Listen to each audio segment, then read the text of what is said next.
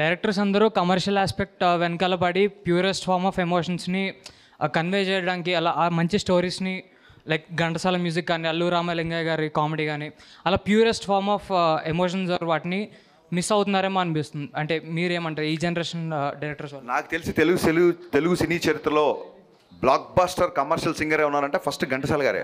ఘంటసాల గారి పాటలు ఈ రోజుకి మనం గుర్తు చేసుకుంటా ఉంటే అతను ఎంత పాపులర్ అయితే. కమర్షియల్ అంటే ఏంటి? ఎక్కువ మంది చూసేదాన్ని కమర్షియల్ సినిమా అంటారు. సో కమర్షియల్ సినిమాలో ఎమోషన్స్ లేకపోతే కమర్షియల్ సినిమా అవ్వదండి. మీరు ఒకసారి గుర్తుపెట్టుకోండి, కృష్ణ మనోహర్ ఐపీఎస్ అన్నప్పుడు అందరికీ ఒక ఎమోషన్ వచ్చిందా రాలేదా? వచ్చిందా కదా. అక్కడ పై ఏంటి, అక్కడ హీరో ఫాదర్ చనిపోయిన సిచ్యువేషన్ కదా.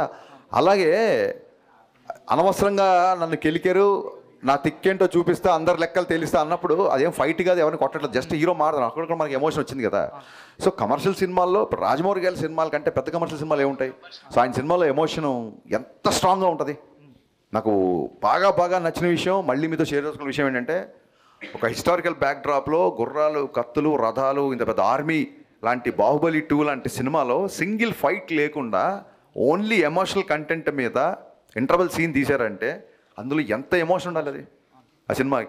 అప్పుడప్పుడు కమర్షియల్ సినిమాలో ఎమోషన్ మిస్ అవుతుండొచ్చు, బట్ కమర్షియల్ సినిమాలో ఎమోషన్స్ ఉండదు అనేది నేను ఏకీపించను. యా.